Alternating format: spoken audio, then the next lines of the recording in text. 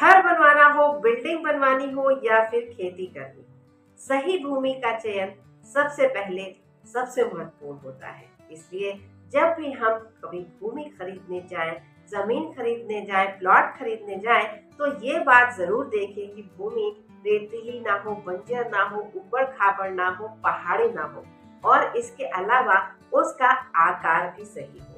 वर्गाकार, आयताकार, गोलाकार, षटकोणीय, अष्टकोणीय या भद्राकार भूमि इन सब कामों के लिए सबसे उपयुक्त होती है। इसके अलावा अन्य किसी भी आकार की भूमि इन कामों के उपयुक्त नहीं होती है।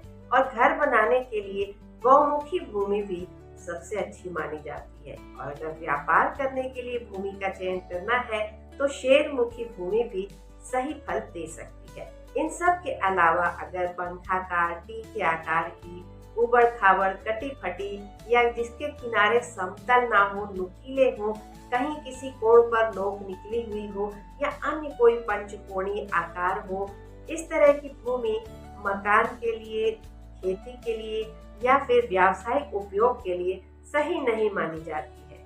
और अगर कहीं से कोण निकला हुआ है या विदिशा भूमि है तो उसे काट कर इस प्रकार ठीक कर लें कि आपका जो मकान का नक्शा है या आपका खेती करने का स्थान है या व्यावसायिक परिसर है वो चौकोर, वर्गाकार या इन सभी आकारों में सही ढंग से फिट बैठ जाए। बाकी भूमि को खाली छोड़ दें। लेकिन खाली छोड़ने का भी एक नियम है।